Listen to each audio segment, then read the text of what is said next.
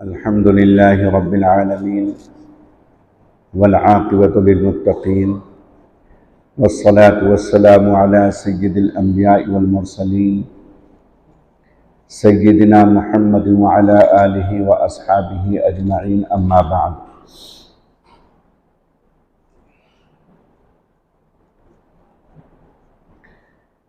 فأعوذ بالله من الشيطان الرجيم بسم الله الرحمن الرحيم يا أيها الذين آمنوا اتقوا الله وكونوا مع الصادقين وقال رسول الله صلى الله عليه وسلم كلكم راع وكلكم مسؤول عن رعيته وقال عليه الصلاة والسلام المرء مع من أحبه أو كما قال سيدنا وحبيبنا وشفيعنا محمد صلی اللہ علیہ وسلم۔ معزز سامعین، حضرات گرامی، بزرگوں اور نوجوان دینی اور اسلامی بھائیوں، رمضان کا یہ دوسرا جمعہ ہے اور تقریباً 8 روزے گزر چکے۔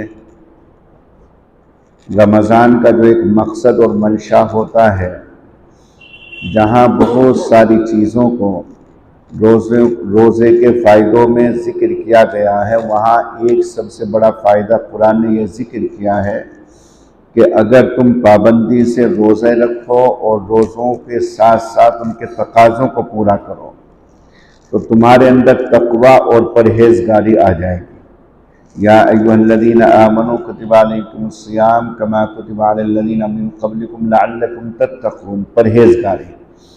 اب مسئلہ یہ ہے کہ ہم لوگ رمضان کے روزے رکھتے ہیں اور پورا مہینہ گزر جاتا ہے، عید کے بعد تقریباً پھر وہی کیفیت ہو جاتی ہے جو رمضان سے پہلے تھی۔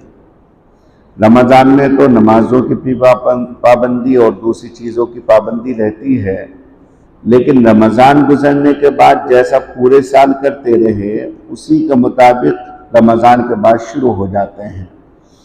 اور وجہ اس کی یہ ہے کہ جو روزوں کی شرائط اور تقاضوں کے مطابق رکھنا چاہیے تھا اس کے مطابق نہیں رکھتے۔ مثال کے طور سے سحری میں خوب اچھی طریقے سے جمع کر کے کھائیں گے، پھر شام میں جب افطار ہوگا تو افطار میں بھی خوب اچھی طریقے سے مختلف چیزیں رہیں گی، سموسے وغیرہ، وہ تمام چیزیں کھائیں گے اور دبا کر کے کھانا کھائیں گے۔ یعنی کہ جتنا خالی پیٹ رہا ہے دن میں، تو بجائے اس کے کہ اس سے کچھ روحانیت میں اضافہ ہوتا، روحانی طاقت و قوت بڑھتی، اب وہ جسمانی اعتبار سے اتنا زیادہ کھا لیتے ہیں کہ پھر تراویح کی نماز پڑھنا بھی مشکل ہوتا ہے۔ جو خالی پیٹ رہنے کا مقصد تھا کہ مادیت اور جو ایک ظاہری چیز ہے وہ مغلوب ہو جائے، روحانی طاقت اور قوت وہ غالب ہو جائے، وہ نہ ہو کر کے خوب اچھی طریقے سے پوری تسلی اطمینان کے ساتھ کھایا جاتا ہے۔ یہ تو ہی ظاہری اعتبار سے، اور باطنی اعتبار سے یہ ہے کہ جب آپ ہم سے کسی مفتی سے مسئلہ دریافت کرتے ہیں کہ اگر کان میں دوا ڈالی جائے گی تو روزہ رہے گا یا ٹوٹ جائے گا، آنکھ میں دوا ڈالی جائے گی روزہ رہے گا ٹوٹ جائے گا، حلق میں یا ناک میں دوا ڈالی جائے گی روزہ ٹوٹ جائے گا یا رہ جائے گا، انجیکشن لگے گا تو انجیکشن سے روزہ باقی رہے گا ٹوٹ جائے گا، جس طریقے سے اس سلسلے میں دریافت کیا جاتا ہے، ضروری ہے کہ بندہ یوں پوچھے کہ اگر میں بری نظر کسی عورت کے اوپر ڈالوں گا میرا روزہ رہے گا ٹوٹ جائے گا، اگر میں غلط چیزیں موبائل کے ذریعے سنوں گا یا کسی کی غیبت سنوں گا یا کسی کی چغلی سنوں گا یا اسی طرح سے گانے سنوں گا تو میرا روزہ باقی رہے گا یا ختم ہو جائے گا۔ تو اصل بات یہ ہے میرے بھائیوں کہ ظاہری اعتبار سے تو روزہ رکھ رہے ہیں، لیکن نظریں جہاں رمضان سے پہلے پڑتی تھی اب رمضان میں بھی وہی نظریں پڑ رہی ہیں، موبائل میں جو رمضان سے پہلے دیکھتے تھے رمضان میں بھی دیکھ رہے ہیں، کانوں کے ذریعے جو رمضان سے پہلے سنتے تھے وہ اب بھی سنتے ہیں۔ تو جس طریقے سے ظاہری اعتبار سے روزہ ٹوٹ جاتا ہے، اگر آپ کان میں دوا ڈالیں، ناک میں دوا ڈالیں یا حلق میں کوئی چیز چلی جائے، پانی وغیرہ چلا جائے، جب اس طریقے سے وضو ٹوٹ جاتا ہے تو یاد رکھیے کہ غلط سلط چیزیں سننے سے، غلط سلط چیزیں دیکھنے سے، زبان سے غیبت کرنے سے، زبان سے گالی گلوچ کرنے سے، کسی کو برا کہنے سے، روحانی اعتبار سے وہ روزہ ٹوٹ جاتا ہے۔ جو ایک روحانی طاقت اور قوت روزے کی رہنی چاہیے تھی دوستو، وہ باقی نہیں رہتی۔ ٹھیک ہے، صبح سے شام تک آپ بھوکے رہے اور آپ نے ایک ذمہ داری کو پورا کیا، آپ نے ایک فرض کو ادا کیا، لیکن روحانی اعتبار سے جو طاقت ہونی چاہیے تھی وہ اب اس روزے کی باقی نہیں رہی۔ کیوں؟ اس لیے کہ غیبت نے، چغل خوری نے، بری نظر نے، کانوں کے ذریعے غلط چیزیں سننے نے، وہ تمام کے تمام چیزوں نے روحانی طاقت کو اس سے نکال دیا، روحانی قوت کو ختم کر دیا۔ تو آج کا جو اصل میرا موضوع ہے دوستو، وہ تو ضمناً میں نے یہ بات عرض کی ہے، ہمارے نوجوانوں کو، ہمارے بزرگوں کو، بڑوں کو، سبھی کو چاہیے کہ کم از کم اگر تلاوت نہیں کر سکتے، خالی وقت میں ذکر نہیں کر سکتے، تو اتنا تو کرنے کہ برائیوں سے بچ جائیں، برائیوں سے تو کم از کم بچ جائیں۔ اگر آپ اچھائیاں نہیں کر سکتے، اصل تو یہ ہے کہ اچھائیاں کرنی چاہیے، لیکن اگر آپ اچھائیاں نہیں کر سکتے تو کم از کم برائی سے تو بچے۔ میں صرف آپ لوگوں کو ایک شوق دلانے کے لیے کہتا ہوں، ممبئی میں میرا جانا ہوتا ہے رمضان شریف میں، وہاں باندرا جامع مسجد میں میرا ہر سال بیان ہوتا ہے۔ میں وہاں دیکھتا ہوں کہ جمعے کے روز جمعے کی اذان ہوتے ہوتے مسجد کا پورا نیچے کا حصہ بھر جاتا ہے، اندر سے بھی باہر سے بھی۔ اب جو لوگ اذان کے بعد وہاں پہنچتے ہیں تو ان کو یا تو اوپر کے حصے میں جانا پڑے گا یا پیچھے انہوں نے ایک اسکول وغیرہ نماز کی جگہ بنائی، وہاں جانا پڑے گا۔ اور اتنا اچھا منظر ہوتا ہے دوستو کہ بڑے بڑے بزنس مین، بڑے بڑے تاجر، بڑے بڑے مشغول آدمی کہ جن کی ایک ایک منٹ بڑی قیمتی ہے، وہ اذان سے پہلے مسجد میں آئیں گے اور ان کے ہاتھوں میں قرآن پاک ہوتا ہے اور وہ قرآن کریم کی تلاوت میں مشغول ہوتے ہیں۔ بہت مصروف اور بزی آدمی کی بات میں کر رہا ہوں۔ وہاں کی زندگی مشہور ہے کہ اگر آپ کسی سے پوچھنے لگیں کوئی راستہ تو وہ بتاتا نہیں، آگے گزر جاتا، اتنی تیز چلتا ہے۔ لیکن وہاں کے لوگ اذان ہوتے ہوتے مسجد وہاں بھر جاتی ہے، اذان سے پہلے لوگ آنے شروع ہو جاتے ہیں۔ اور اگر آپ اذان کے بعد، اور یہ صرف باندرا جامع مسجد کی بات نہیں، تقریباً ساری مساجد کا یہی حال ہے، تقریباً ساری مساجد کا یہی حال ہے۔ میں پرسوں دہلی میں تھا، دہلی میں جہاں میں نے فجر کی نماز ادا کی، عشاء کی نماز ادا کی، میں نے دیکھا کہ اذان فجر سے پہلے پہلے مسجد میں لوگ خوب آ گئے۔ عشاء کی نماز سے اذان سے پہلے پہلے لوگ خوب آ گئے۔ ایک عجیب شوق ہے، مجھے افسوس کے ساتھ یہ کہنا پڑ رہا ہے دوستو کہ یہاں میں نے وہ شوق نہیں دیکھا، وہ جذبہ، وہ شوق کہ اذان سے پہلے یا کم از کم اذان ہونے پر مسجد چلے آئے، کسی کا ہاتھ میں قرآن کریم ہو، کسی کا ہاتھ میں تسبیح ہو، کوئی نماز میں مشغول ہو، کوئی نوافل پڑھ رہا ہو، نہیں۔ اذان ہونے کے بھی تقریباً 10 سے 15 منٹ کے بعد لوگ آنے شروع ہوتے ہیں، اور پھر بس سنتیں پڑھنی ہے، اس کے علاوہ اور کچھ نہیں۔ اگر آپ قرآن کریم کی تلاوت نہیں جانتے تو کم از کم آپ تسبیح پڑھ سکتے ہیں، آپ نماز پڑھ سکتے ہیں، کچھ بھی نہ کریں تو آپ خالی بیٹھیں گے، اللہ اس پر بھی نوازے گا، اس پر بھی اللہ تعالیٰ آپ کو محروم نہیں کریں گے۔ اللہ تعالیٰ اس پر بھی نوازے گا کہ آپ خالی ہو کر کے، بالکل خالی مسجد میں خاموش آ کر کے بیٹھ جائیں، تب بھی فرشتے جو رحمت کے ہیں وہ آپ کے حق میں دعا کریں گے۔ تو یہ شوق ہم نے ممبئی کے اندر بھی دیکھا اور ہم نے دہلی کے اندر بھی دیکھا۔ دہلی میں بھی جمعے کی نماز سے پہلے جب اذان ہوتی ہے مسجدیں فل ہو جاتی ہیں. اب آپ کو دوسری منزل پر یا تیسری یا چوتھی منزل پر جگہ ملے گی، نیچے آپ کو جگہ نہیں ملے گی. لیکن میرے بھائیوں، آپ کے اس شہر کے اندر یہ شوق ہم نہیں دیکھتے، یہ جذبہ. یہ یہی کی بات نہیں، بیلگام میں بھی تقریباً یہی بات ہے.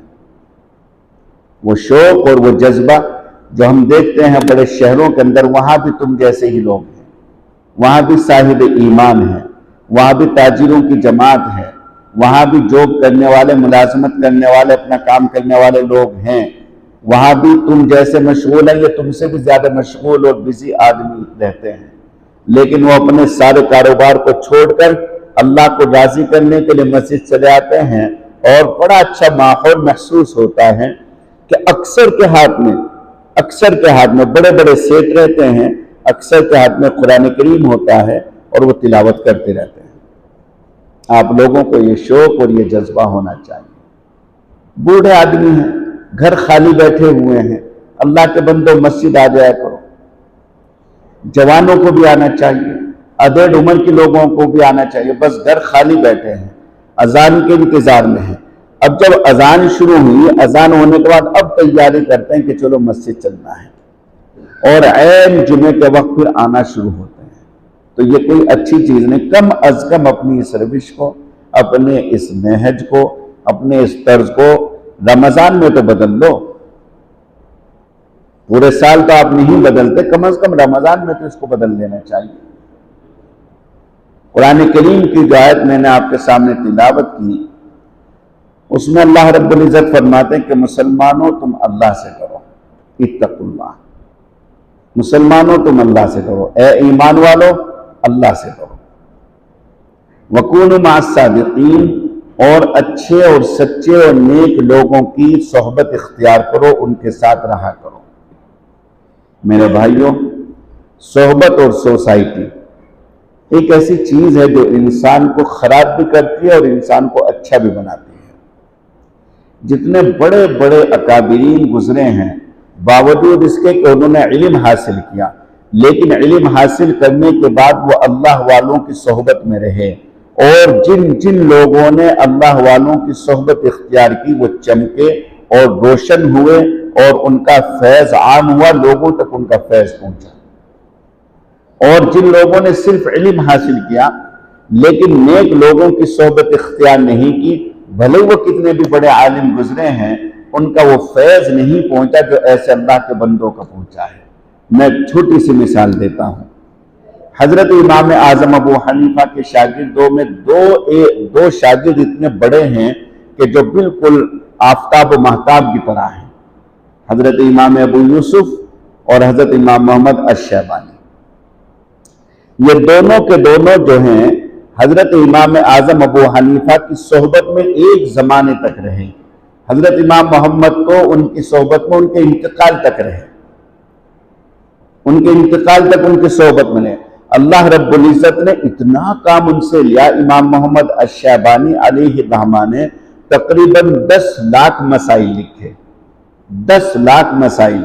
اور بعض مسئلہ تو یہ ہے کہ ایک مسئلہ ایک کتاب میں آیا ہے. 10 لاکھ مسائل لکھنے والا امام محمد الشیبانی. امام اعظم ابو حنیفہ علیہ الرحمہ کی صحبت مکمل طریقے سے پوری نیک نیتی کے ساتھ، پورے اخلاص اور سچائی کے ساتھ اختیار کی. اب اس سے آپ اندازہ کرو، اس سے یہ اندازہ کرو کہ جب ایک عالم دین صحیح عالم نہیں بن سکتا بغیر صحبت کے، تو ایک عام آدمی کیسے دیندار بن سکتا ہے اللہ والوں کی صحبت کے بغیر؟ نہیں بن سکتا. کبھی بھی شیطان اس کو پر مارے گا اور بھٹک جائے گا، کبھی بھی وہ تاریکی اور ضلالت کی گمراہی میں جا کر کے پڑے گا. جب ایک عالم ہے، ہم دیکھتے ہیں نام میں اس وقت بعض علماء کا اس لیے نہیں لینا چاہتا کہ مناسب نہیں ہے، ورنہ تو ایسے عالم بھی گزرے ہیں کہ جو بذات خود باصلاحیت تھے، بڑی استعداد ان کی اچھی تھی، لیکن نیک صحبت اختیار نہ ہونے کی وجہ سے وہ برباد ہو گئے، گمراہی کی طرف چلے گئے. اچھی صحبت ان کو نہ ملی، یا انہوں نے اچھی صحبت اختیار نہیں کی. اچھی صحبت اختیار نہ کرنے کی وجہ سے ختم ہو گئے، ان کا کوئی فیض جاری نہیں ہوا. ان کا فیض اگر جاری ہوا تو گمراہی کا ہوا، ضلالت کا ہوا، اندھیری کا ہوا. تاریکی کا ہوا۔ تو قرآن کہتا ہے کہ لوگوں تم اچھے لوگوں کے ساتھ رہو۔ ابھی ماضی قریب میں بڑی شخصیات جتنی بھی گزری ہیں، حضرت تھانوی علیہ الرحمہ، حضرت مولانا قاسم نانوتوی، حضرت مولانا رشید احمد صاحب گنگوہی، یہ نہیں کہ یہ اکیلے فارغ ہوئے تھے دارالعلوم دیوبند سے، نہیں، ان کے اور بھی ساتھی تھے۔ حضرت مولانا رشید احمد صاحب گنگوہی، حضرت مولانا قاسم صاحب نانوتوی، انہوں نے پڑھا ہے حضرت مولانا مملوک علی صاحب سے۔ تو یہ نہیں کہ مولانا مملوک کے یہی دو شاگرد ہیں، ان کے ہزاروں شاگرد ہیں، لیکن کیا وجہ کہ یہ دونوں چمکے؟ اس لیے کہ انہوں نے صحبت اختیار کی اللہ والوں کی، حضرت حاجی امداد اللہ مہاجر مکی کی۔ حضرت تھانوی علیہ الرحمہ تقریباً 12 ساتھی تھے، 12 ساتھی جب وہ فارغ ہوئے، لیکن کون کون تھے دنیا نہیں جانتی، ہم بھی نہیں جانتے ان کے نام کیا کیا تھے، ہمیں بھی معلوم نہیں۔ حضرت تھانوی اکیلے چمکے پورے 12 ساتھیوں میں، کیوں؟ اس لیے کہ انہوں نے اللہ والوں کی صحبت اختیار کی۔ پہلے حضرت حاجی امداد اللہ مہاجر مکی اور اس کے بعد حضرت مولانا رشید احمد صاحب گنگوہی، اللہ والوں کی صحبت اختیار کی تو وہ روشن ہوئے، چمکے، ان کا علم پھیلا، اور ان کے علم کی روشنی، ان کے علم کا نور آج تک لوگوں کے دلوں کو تازہ کر رہا ہے، لوگوں کے دلوں کو منور اور روشن کر رہا ہے۔ آج تک ان کا فیض پہنچ رہا ہے۔ 100 سال گزر گئے حضرت تھانوی کو، تقریباً 80-90 سال گزر گئے انتقال، وہ 1943 میں انتقال ہوا تھا۔ 80 سال گزر گئے انتقال ہوئے۔ 80 سال پہلے جانے والا شخص آج تک لوگوں کے دلوں کے اوپر راج کر رہا ہے، ان کو روشن کر رہا ہے، ان کو منور کر رہا ہے۔ کیوں؟ اس لیے کہ انہوں نے اللہ والوں کی صحبت اختیار کی۔ تو قرآن کہتا ہے لوگوں اللہ سے ڈرو اور نیک لوگوں کے ساتھ، اچھے لوگوں کے ساتھ، سچے لوگوں کے ساتھ صحبت اختیار کرو۔ جتنے یہاں میرے بھائی بیٹھے ہوئے ہیں وہ سوچے اپنے بارے میں کہ وہ اپنے بچوں پر نگاہ کتنی رکھتے ہیں۔ اللہ کے رسول صلی اللہ علیہ وسلم فرماتے ہیں کلکم راعی، لوگوں تم میں کا ہر ایک نگراں ہے، وَكُلُّكُمْ مَسْئُولٌ عَنْ رَعِيَّتِهِ، اور لوگوں تم میں سے ہر ایک سے اس کی اولاد کے بارے میں سوال ہوگا کہ اس نے اپنی اولاد کی کتنی تربیت کی، کیسی تربیت کی۔ تم یہ کہہ کر کے اپنا دامن نہیں چھڑا سکتے کہ بچے نہیں مانتے، بچے نہیں سنتے۔ سوال یہ کہ تم نے کوشش کتنی کی ہے بچوں کو بنانے میں، بچوں کو سنوارنے میں، بچوں کی تربیت کرنے میں۔ بچوں کی تربیت اس وقت ہوگی جب تمہاری اپنی تربیت ہو۔ بچے نیک جب بنیں گے جب تم خود نیک ہو۔ اگر آپ لوگ گٹکا کھا رہے ہیں گھر کے اندر اور آپ لوگ بیڑی سگریٹ اور دوسرے غلط کام کر رہے ہیں تو بچوں کو کس منہ سے روکو گے؟ کیسے منع کرو گے تم بچوں کو؟ جب تم بچوں کے ہاتھ سے گٹکا منگوا کر کے کھاتے ہو تو کیا بچہ 1-2 گٹکا اپنی جیب میں نہیں ڈالے گا؟ جب تم دکان سے منگواؤ گے تو کیا بچہ اپنے لیے نہیں خریدے گا؟ کل جب بچہ شروع کرے گا، پہلے گٹکا شروع کرے گا اور اس کے بعد اس سے اوپر کی جو نشہ آور چیز ہے وہ شروع کرے گا، تم نہیں روک پاؤ گے، وہ بے قابو ہو جائے گا۔ تمہیں خود اپنی تربیت کرنی ہوگی۔ اپنی تربیت کا مطلب ہے کہ تمہیں اپنے بڑوں کے ساتھ، نیک لوگوں کے ساتھ رہنا ضروری ہوگا، اپنی زندگی کو صاف شفاف بنانا ہوگا، اچھا بنانا ہوگا، تب تم اپنے بچوں کو نیک بنا سکتے ہو، اچھا بنا سکتے ہو۔ ورنہ تو یاد رکھو کہ بچے ایسی بربادی اور ایسی تباہی کی طرف جائیں گے کہ تم گھٹ گھٹ کر کے رو گے، خون کے آنسو رو گے، تمہارے آنسو پوچھنے والا کوئی نہیں ہوگا۔ لوگ مذاق بنائیں گے، لوگ باتیں بنائیں گے، کوئی ہمدردی نہیں کرے گا تمہارے ساتھ خیر خائی کرنے والا کوئی تمہیں نہیں ملے گا۔ لوگ یہ کہیں گے کہ اپنے بچوں پر نگاہ نہیں رکھی، اپنے بچوں کے بارے میں اس نے صحیح تربیت ان کی نہیں کی۔ اور ایک بات اور بتلاتا ہوں دوستو کہ عام طریقے سے اگر میرا بیٹا کوئی غلط کام کرتا ہے اور میرا بھائی یا میرا کوئی ہمدرد، میرا دوست مجھے کہتا ہے کہ دیکھو تمہارا بیٹا غلط روش چل رہا ہے، اسے سمجھاؤ، تو میں فوراً کہتا ہوں نہیں میرا بیٹا ایسا نہیں کر سکتا، میرا بیٹا ایسا نہیں کر سکتا۔ تم اپنے بچے کے بارے میں اتنے خوش گمان ہو گئے، اتنا اچھا گمان تم نے کر لیا کہ تمہارا بیٹا تو چونکہ آسمان سے اتر کر کے ابھی آیا ہے، فرشتے کی صفات اس کے اندر ہے، وہ تو غلط قدم اٹھا ہی نہیں سکتا۔ وہ تو چونکہ حضرت جبرائیل علیہ السلام کے قبیل سے ہے، وہ تو ابھی آسمان سے اترا ہے، بالکل پاک صاف ہے۔ لا یعصون اللہ ما امروا ویفعلون ما یؤمرون کی صفت اس کے اندر ہے کہ وہ اللہ کی نافرمانی نہیں کرتے۔ نہیں، یاد رکھو، اگر تمہیں کوئی تنبیہ کرے، کوئی تمہیں متنبہ کرے، کوئی بتلائے کہ تمہارے بیٹے کو میں نے غلط لڑکوں کے ساتھ دیکھا، غلط سوسائٹی میں دیکھا، غلط صحبت اختیار کرتے ہوئے دیکھا، فلاں کے ساتھ جا رہا تھا، تم اس پر ایکشن لو۔ تم اس سے پوچھو کہ رات کے 10-11 بجے تک تو کہاں سے آتا ہے، تو مغرب سے عشاء کے درمیان کہاں رہا، تو آج پورے دن کہاں تھا، 3 گھنٹے تو غائب رہا، کس کے ساتھ تھا، کہاں گیا تھا۔ اگر تم تحقیق کرو گے، پوچھ تاچھ کرو گے، تو کہیں نہ کہیں اس کو یہ ہوگا کہ میرا ابا مجھ سے پوچھیں گے۔ ہماری عمر کافی ہو گئی تھی پڑھتے ہوئے، ہماری ہمت نہیں ہوتی تھی بغیر والد صاحب یا والدہ سے اجازت لیے بغیر کہیں جانے کی۔ کیوں؟ اس لیے کہ اگر 1 گھنٹہ بھی غائب رہ گئے تو میری والدہ پوچھتی تھی کہاں تھا۔ اللہ ان کو خوب جزائے خیر دے، ان کو عافیت اور صحت کے ساتھ رکھے۔ جتنی والدہ نے میری پٹائی کی ہے، اور میرے بھائی ڈاکٹر نور ہیں، ان کی پٹائی کی ہے، اتنی پٹائی ہمارے والد صاحب نے کبھی کی نہیں۔ والد صاحب کا یاد نہیں پڑتا کہ مجھے کبھی والد صاحب نے مارا ہو، لیکن والدہ کا ڈنڈا اتنا سخت تھا کہ بچپن میں ایسا ڈر اور خوف والدہ کا ہمارے ذہن کے اوپر بیٹھ گیا تھا کہ ہمت نہیں ہوتی تھی کہیں جانے کے بغیر اجازت کے، اور اگر کہیں چلے گئے تو پھر سمجھ لیے قیامت آ گئی۔ پھر جو ٹھکائی ہوتی تھی والدہ کے ہاتھ سے، جو بھی ہاتھ میں ڈنڈا آ گیا، اور وہ جو چولہا پھونکنے کی پھونکنی ہوتی نا، پھونک مارتے ہیں، وہ چمٹا جو بھی والدہ کے ہاتھ میں آ گیا، اچھی ٹھکائی کرتی تھی والدہ۔ میرے رب کا فضل ہے، میری والدہ کا احسان ہے میرے اوپر کہ میری والدہ نے میری خوب ٹھکائی کی، اس کا نتیجہ آج میں دیکھ رہا ہوں، الحمدللہ، اللہ کا شکر ہے۔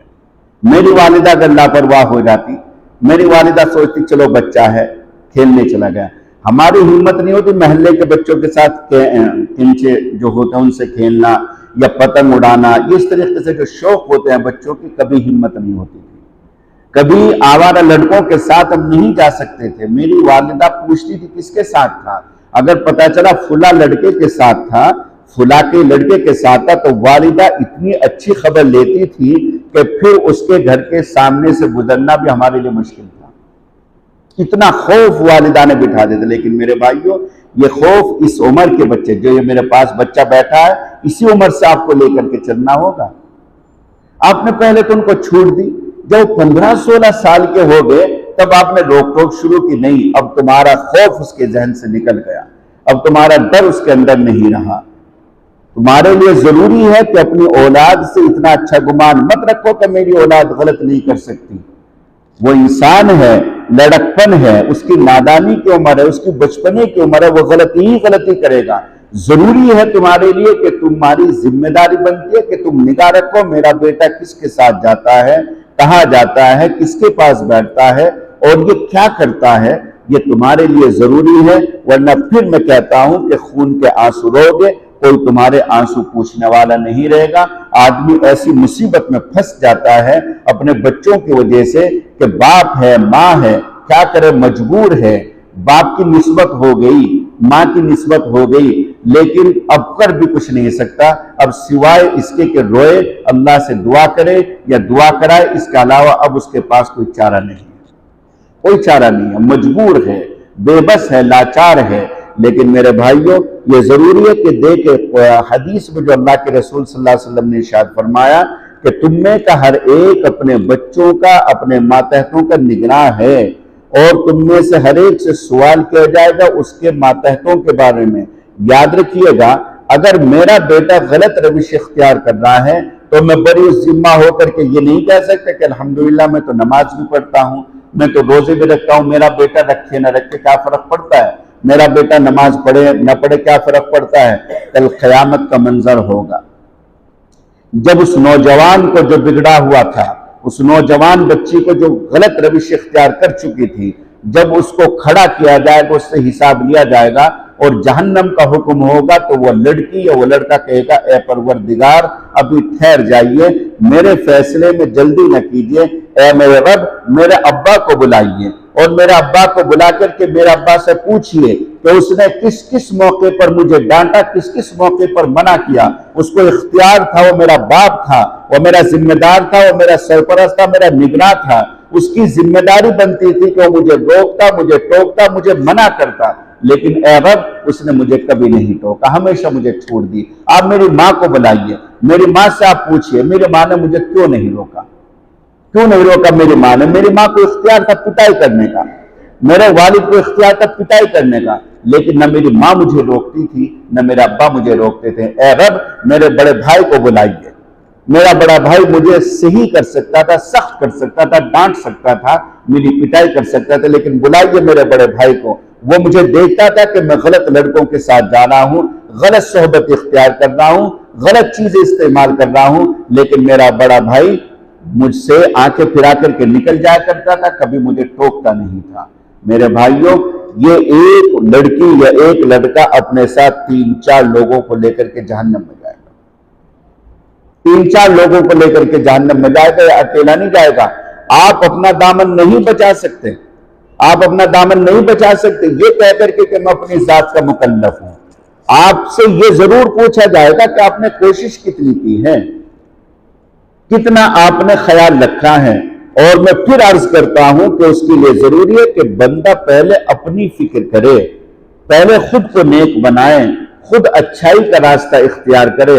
جب تم لوگ گٹکے کے پیکٹ اور تمباکو وغیرہ اپنے بچوں سے جو نادان کی عمر ہیں ان بچوں کے ذریعے منگواؤ گے، انہی کے سامنے پیکٹ کھولو گے، منہ میں ڈالو گے، انہی کے سامنے تم خدا نہ خواستہ اللہ نہ کرے شراب نوشی کرو گے، تو پھر ایک وقت وہ آئے گا وہ تمہارا بیٹا تمہارے ساتھ ٹیبل پر بیٹھ کر کے شراب پیے گا، تمہارے ساتھ بیٹھ کر کے شراب پیے گا۔ تم منع نہیں کر سکتے، تم ان کو روک نہیں سکتے، اس لیے کہ تم نے ان کو بگاڑا ہے، اور قیامت کے روز تمہاری گردن ناپی جائے گی۔ تم سمجھتے ہو کہ میں اپنے بچے سے بری ذمہ ہو جاؤں گا، میں کیا کر سکتا ہوں؟ نہیں، تم کر سکتے تھے جب چھوٹی سی عمر تھی اسی وقت سے۔ میری والدہ کا میں نے بتایا جھاڑو جو لگانے کی ہوتی ہے اس کی موٹی سی سیک نکالتی تھی میری والدہ، اور یہاں گدی کی پٹائی کرتی تھی، یہاں گدی پر مارتی تھی، ننگے جسم پر مارتی تھی۔ اس سے نشان وغیرہ تو ہوتے نہیں تھے، لیکن وقتی طور سے تکلیف بہت ہوتی تھی، اور ہمت نہیں تھی کہ والدہ کے ہاتھ سے چھوٹ کر کے ہم باہر چلے جائیں۔ اگر خدا نہ خواستہ ہم باہر چلے گئے تو سمجھو پھر اور زیادہ سخت پٹائی ہوتی تھی۔ باہر جانے کی میری اور میرے بھائیوں کی ہمت نہیں تھی کہ ہم والدہ سے چھوٹ کر کے باہر چلے جائیں۔ آج کل کے بچوں کا حال تو یہ ہے کہ نہ والد سے ڈرتے نہ والدہ سے ڈرتے۔ جب میں دیکھتا تھا کہ میری والدہ نیک ہے، میری والدہ نمازوں کی پابند ہے، میری والدہ مشقت اٹھاتی ہے، محنت کرتی ہے، رات دن ایک کیے ہوئے ہماری پرورش میں، ہماری تربیت میں اور ہمارے پالنے میں، تو ظاہر سی بات ہے کہ بچے کے دل کے اوپر اس کا خاص اثر پڑے گا۔ جب دیکھا کہ ماں بھی سکون کے ساتھ موبائل دیکھ رہی ہے، باپ ادھر موبائل دیکھ رہا ہے، بچہ کیا کرے گا؟ بچہ تھوڑا بڑا ہوتی وہ بھی موبائل دیکھے گا۔ نہ ماں کو خبر نہ باپ کو خبر کہ میرا بیٹا موبائل میں کیا دیکھ رہا ہے۔ ضروری ہے میرے بھائیوں، بہت ہی ہمدردی کے ساتھ اور خیرخواہی کے ساتھ آپ کو یہ عرض کرتا ہوں کہ آپ اپنے بچوں کی فکر کریں۔ قرآن کہتا ہے اتقوا اللہ، تم ان کی انگلی پکڑ کر کے مسجد لایا کرو۔ تم یہ نہ سوچو کہ ابھی تو چھوٹا ہے، نہیں، جب ان کی عادتیں خراب ہو جائیں گی پھر یہ بڑے ہونے کے بعد بھی نمازی نہیں بنیں گے۔ تم ان کی انگلی پکڑ کر مسجد لایا کرو، ان کو شوق ہوگا، ان کو مسجد کے ساتھ مناسبت ہوگی، تعلق ہوگا، رشتہ ہوگا۔ مسجد کے امام صاحب کے پاس کچھ دیر اسے بٹھاؤ، جو علماء آئیں علماء سے ان کی ملاقات کراؤ، ان کے سر پر ہاتھ رکھواؤ، علماء کی صحبت میں ان کو بٹھاؤ، اپنے ساتھ ان کو بھی لے کر کے بیٹھو۔ ذہن میں ان کے بہت ساری باتیں پڑ جائیں گی، انشاءاللہ آگے چل کر کے جب ایک وقت آئے گا ان کے کام آئیں گے، ان کو اس سے بڑا نفع ہوگا۔ آدمی اپنا مکلف ہے، اپنی اولاد کا بھی مکلف ہے، یاد رکھیے گا۔